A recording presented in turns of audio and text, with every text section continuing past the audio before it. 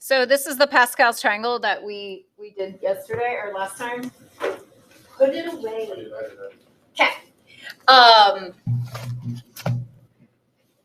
Just, you don't have to write this or anything. Just like enjoy it. It's really cool. If we drew diagonals, I can remember how to draw this real fast.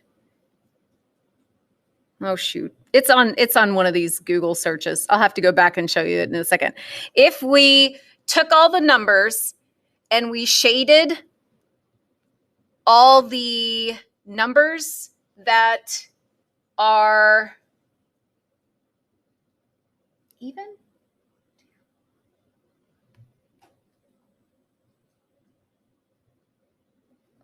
I think it's even.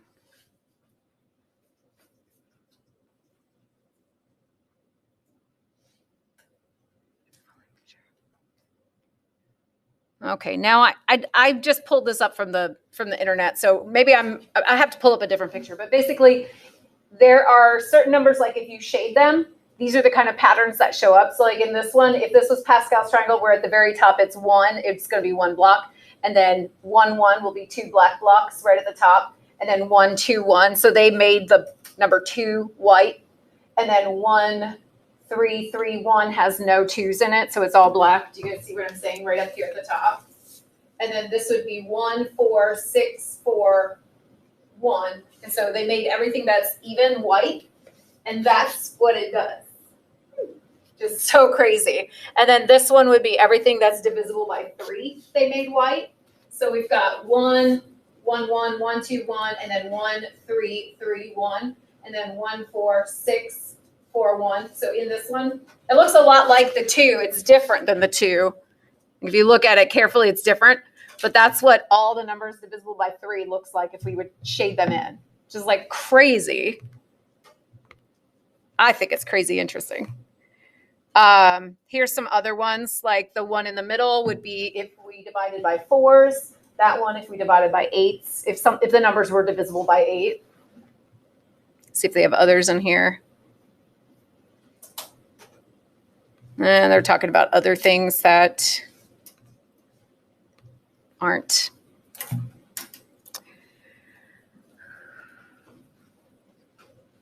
I was trying to find one really fast where they actually colored them.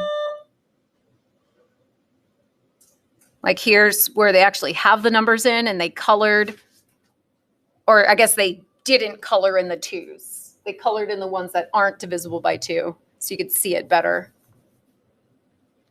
What's this one? I don't know. But here's the other pattern. I just want to draw it correctly. Okay. So you draw these diagonal numbers, or like you draw diagonals through the numbers.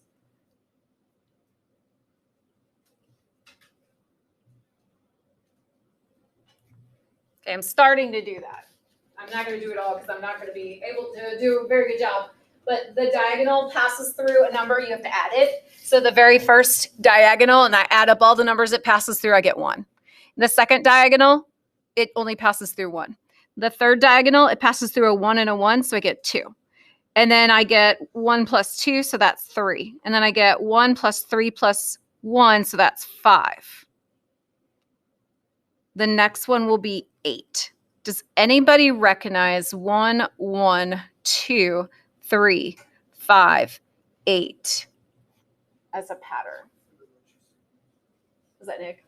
Yeah, that's what it's called. Has anybody seen this pattern before where you add the 2 before and then you get the next one? This is the Fibonacci sequence. Oh no, I don't know how to spell it correctly though. Hold on.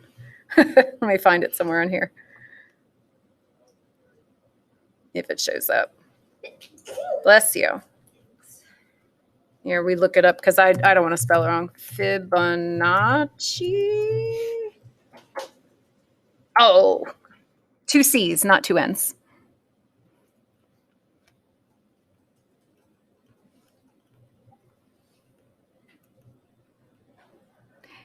And if we finish early, if we get our test done early on the last day, I'll show you some really cool stuff about the Fibonacci sequence too. Just some fun stuff. But anyway, Pascal's triangle is full of really cool secret patterns.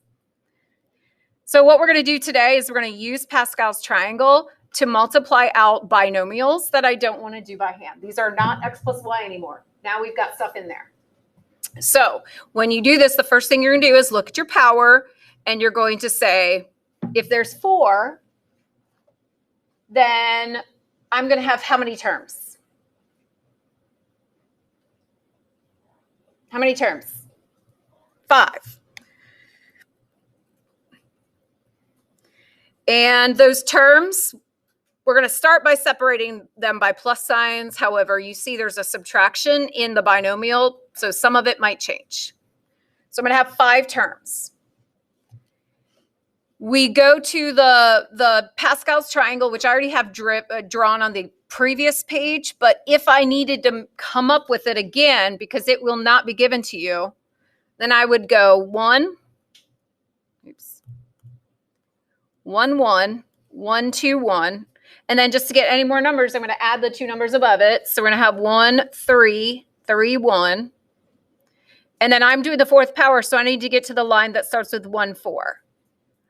So to get the middle number, I just add 3 and 3, so that's 6. So this is the coefficients of that line.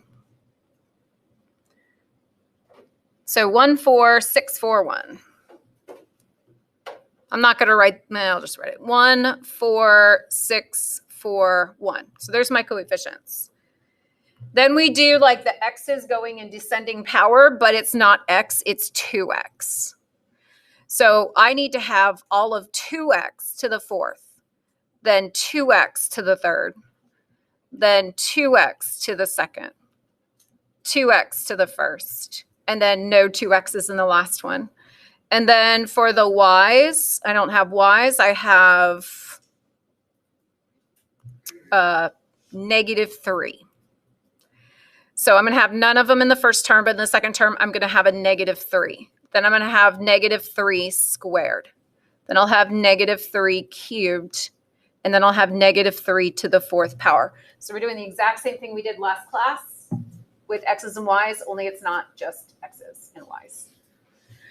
So then you just have to multiply out each of these terms. So I have 1 times 2 x to the 4th, or 2x to the 4th. So 2 to the 4th is 16 x to the 4th. Plus, for this one, I'm going to have 4 multiplied by 2 to the 3rd, which is 8, multiplied by a -3. So I'd have 32 times -3. That's going to be a negative. 96. -96. X to the 3rd. So the next term, I've got 6. I'm going to multiply that by 2 squared, which is 4. And I'm going to multiply that by -3 to the 2nd, which is 9. Just 216. X to the 2nd. So this one I'll have 4 times 2 times -3 to the 3rd is -27.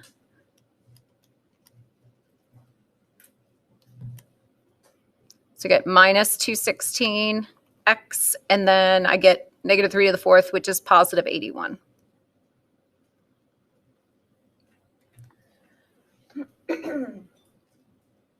So we use Pascal's triangle so that we don't have to multiply 4 binomials together, and we just use the patterns. I do one more of these. So we've got x squared plus 2y to the 3rd. This 3rd power tells me that I'm going to have 4 terms.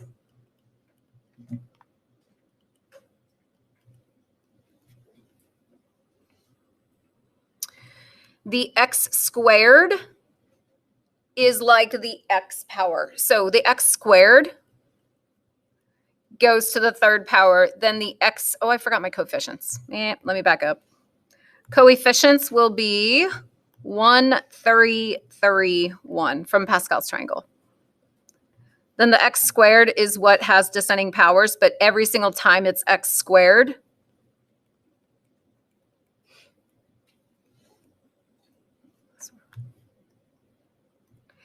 And then 2y would be the y part. So we're going to start with 2y to the first, then 2y to the second, and then 2y to the third. And then we just have to multiply everything together. So get x to the 6 plus 3. Nope. I've got 3 here multiplied by 2, so 6 x to the 4th y. Here I've got 3 times 4, so 12 x squared y squared plus 8y to the 3rd. So what you will notice on this one is the x's don't go down by 1 power at a time. They're actually going down by 2's because the original had an x squared in that spot.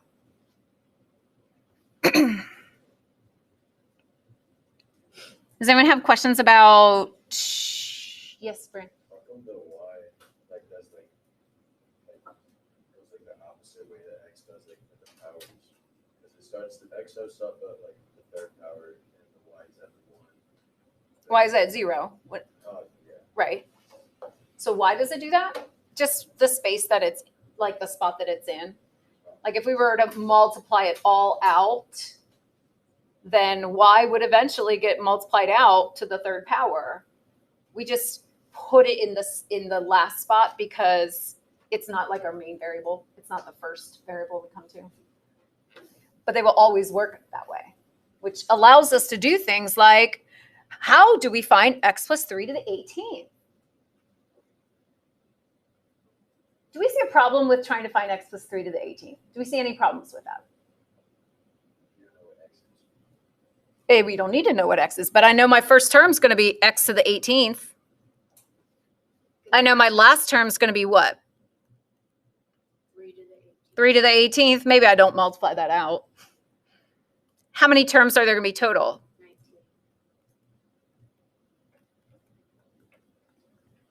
So we should be able to do this, right? What will our second term be? What will the coefficient of the second term be? 18. Okay, 18. Then we'd have like x to the 17th multiplied by 3.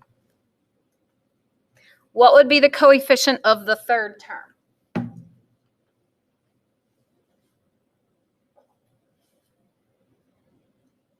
Silence. How about the last term? What would the coefficient of the last, or not the last term, the second to last term be? It's going to be 18. How many x's will we have?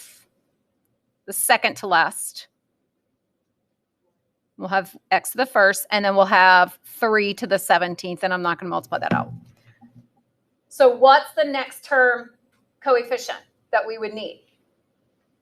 Or how do I find it? Caleb? You actually found it? How'd you find it? So you cheated a little bit. What's your program? Oh, interesting. So we're not going to do it that way. We're not going to do it with a program. But what is the problem with trying to do this with Pascal's triangle? Connor, are you okay? Do you need to stand, hon? Do you need to stand, stay awake? I know, this stuff is riveting. What's the problem, Brandon? It's time consuming because you have to make a triangle with 19 rows and you can't just, I mean, you have to like add up all of those numbers to get to the 19th row, unless there is a shortcut, which there is, and it's not a program on the calculator. However, I bet this program, what I'm about to show you, I bet that program uses what I'm about to show you. So there is a short way of jumping to the 18th row and not having to write out all the 17 powers before that. And that shortcut uses something that you may or may not have seen in a previous course called combinations. Hopefully you saw it in geometry, but it's been a while. Combinations that looks like either n over r in these long parentheses. There's not a fraction bar. Or you might see it as the combination of n items choose r. You might have seen those before. That combination, you use factorials to find. So we would do n factorial divided by r factorial multiplied by n minus r factorial.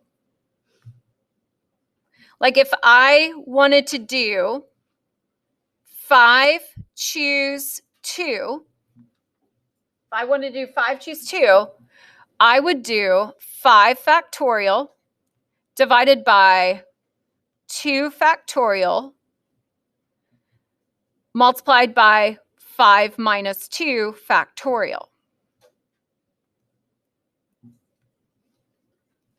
which we had in our review for the quiz, that question.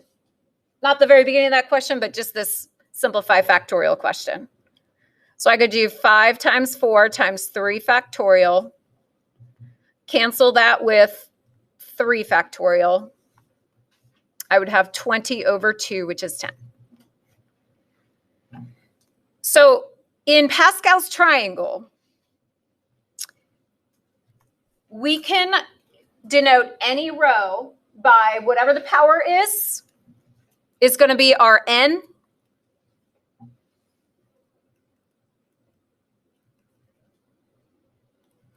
And then the bottom number will be which slot in the row.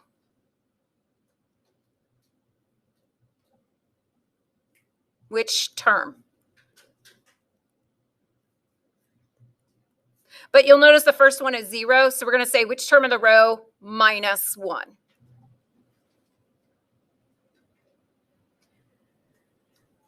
So this is the, in Pascal's triangle, we have 1, 1, 1, 1, 2, 1. This is 1, 3, 3, 1. This is how you would get all 4 numbers, 1, 3, 3, 1, by using combinations. So 3 choose 0 will be the first one. It will be the number 1. Let's do 3 choose 0. I probably should have put it here, but 3 choose 0 would be 3 factorial over 3 factorial multiplied by 3 minus, just kidding, that would not be 3 factorial. That would be 0 factorial multiplied by 3 minus 0 factorial. So we get 3 factorial over 3 factorial, which is 1. The second one would be 3 factorial over 1 factorial multiplied by 3 minus 1 factorial. So that would be 3 factorial over 1 factorial is 1, 3 minus 2 factorial. So we get 3 times 2 factorial over 2 factorial. Those cancel out 3. So this is how we can get any line that we want. And we could go and skip all the way to the 18th line if we want. We don't have to fill out the entire Pascal's triangle to do it. You can fill out the entire Pascal's triangle, but you don't have to. You can do combinations on your calculator. Sorry, Go ahead. I don't know if I just like missed this or Yeah. whatever, but like, what exactly are we finding by using the combinations? Okay, so let me just open up a different Cami file right here.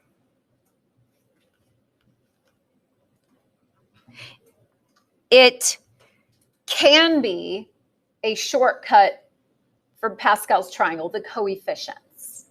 So if I'm asking you to do x plus 3 to the 18th, I do not want to make the entire Pascal's triangle all the way down to 118, whatever all that other stuff is, because I would have to fill in everything. It takes up a lot of space. So instead, we can use combinations. The very first coefficient will be 18, choose 0. The second coefficient will be 18, choose 1. The third coefficient will be 18, choose 2. And we'll do that all the way till the last combination will be 18, choose 18. That'll be my last coefficient in the 18 row. So instead of doing the entire Pascal's triangle, I can just use this to find all of my coefficients. I'm not going to make you find 18 of them, okay? What we might do instead is I might say find the 7th term of this equation.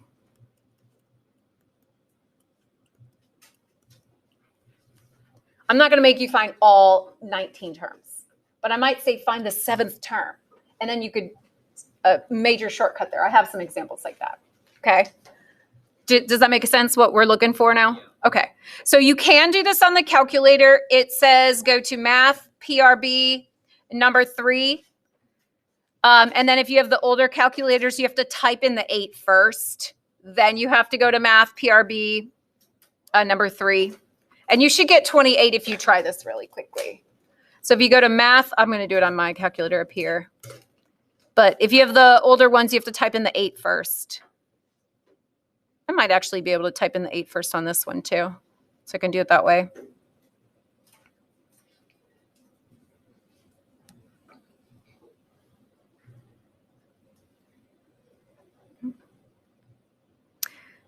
So I go to math and then PRB, or mine says prob. Come on. And then it would be number 3, the combination, and choose R. And then type in, what was the second? Was it a 3? It was a 2. Thank you. Sorry. And then enter. You should get 28. So there's another way of doing it where you're not using the factorial formula.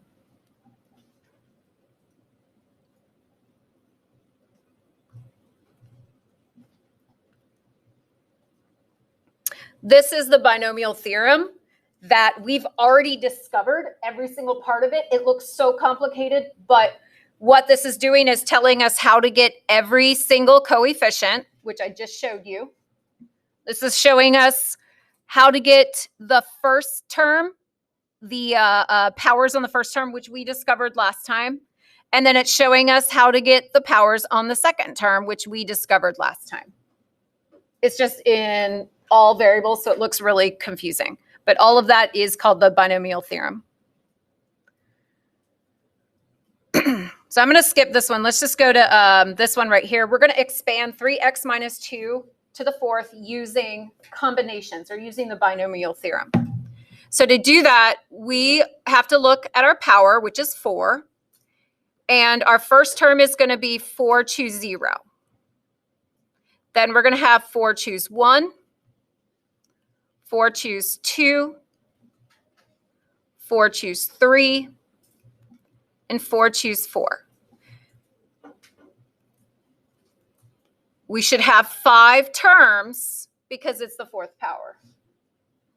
Then we go to 3x, which would be like our a value, and we will do 3x to the 4th power. This is what we learned last time. 3x to the 3rd, 3x to the 2nd, 3x to the 1st, and then no 3x's in the last one. And then we will have subtract 2. So we have no subtract 2 in the first one. We've got a negative 2 in the second one. We've got negative 2 squared. Then we've got negative 2 to the 3rd. And then we've got negative 2 to the 4th. I was saying subtract, but you're actually multiplying them, just so you guys know. I was saying subtract because the original one was subtract. But you don't subtract them. So then you could use your calculator. I already have this line memorized, so I would not need my calculator for 1, 4, 6, 4, 1. But you could use your calculator if you didn't have those memorized. And then we'd have to multiply it by 81 times x to the 4th. Have to multiply this by 27 x to the 3rd multiplied by a negative 2. So I still have to find that answer. That would be 9x squared multiplied by 4. So I had to find that answer. 3x multiplied by negative 8. Find that answer. And then 16 for the last term.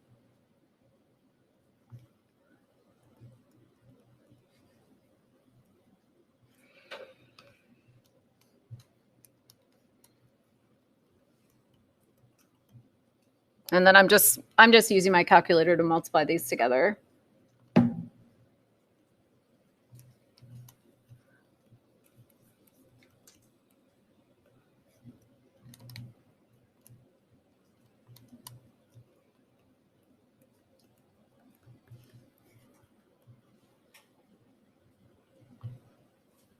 So I know in calculus, that you will need to multiply big binomials, like big binomials to big powers. So this is going to help you get there faster.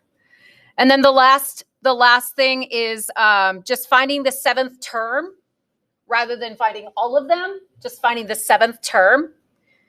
So if we're doing the 7th term, first thing we notice is that this is the 9th power. So that means I'm going to start with 9, choose something. That doesn't look like a good 9. So my coefficient, let me write it over here. Coefficient is going to be your power. And then down here, we want the term number minus 1. The term number minus 1, because remember it starts with 0 first. So I'm going to have 9 choose what number? 6. So that's going to be my coefficient. So that way I don't have to find all of them.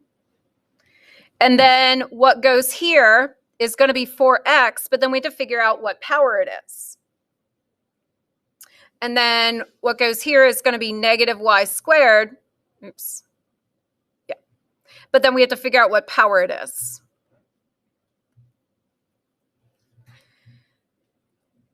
So for the 7th term,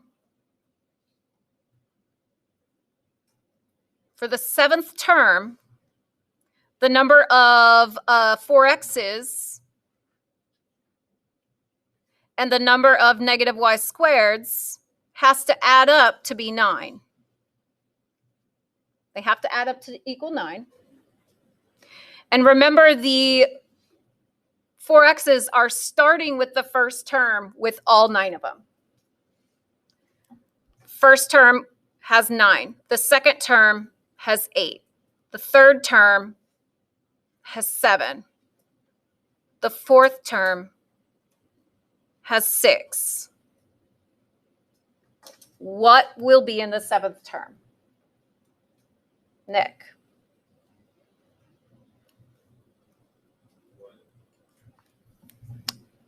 How many 4x's, 4x to what power will be in the 7th term?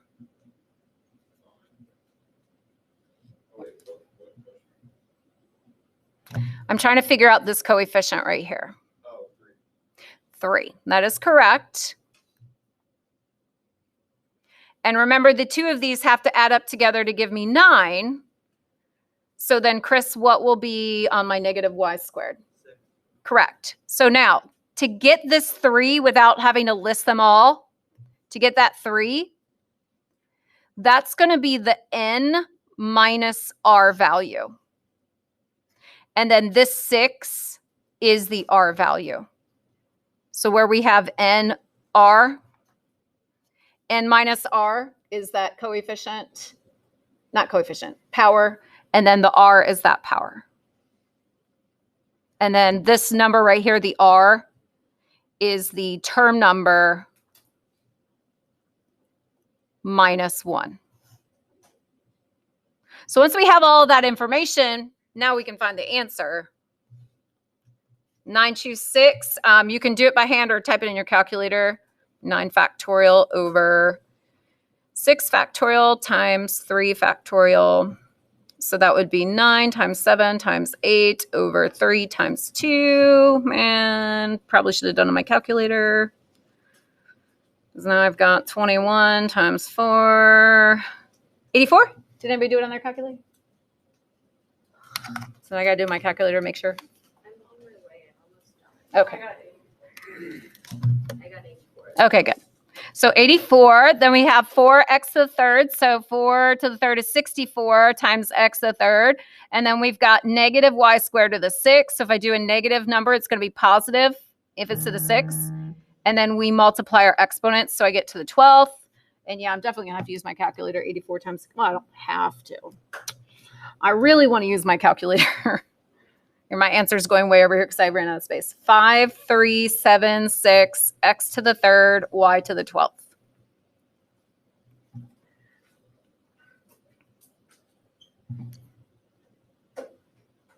So just to go over that again, to find the 4th term, we would do 4. Nope, we would do 8. My bad. 8, that's our n. And then our r is going to be 4 minus 1. So our r is going to be 3. From there, you take the first term, which is x, and you take it to the 8 minus 3 power. Somebody at the door. There was oh, I had a meeting. You had what? On the 8th. So I just- I feel like the door would have moved. Somebody would have hit that door too.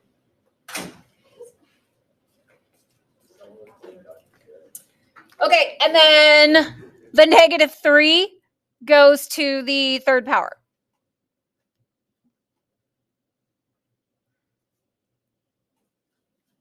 So x to the 5th, -3 to the 3rd. I don't know what 8 choose 3 is. Oh, I have it on here. That's where I did it. Oopsies.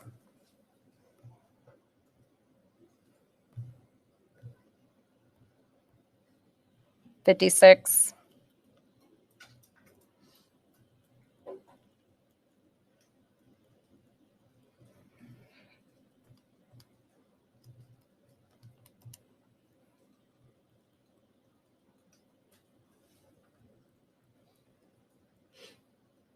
So you get -1,512 x to the 5th.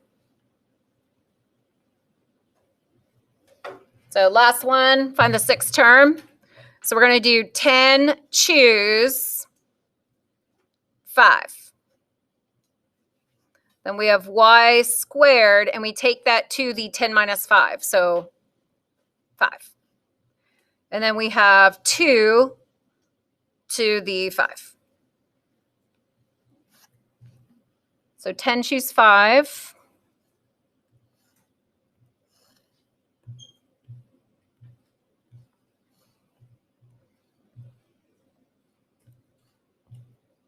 $252 multiplied by y to the 10th multiplied by 32.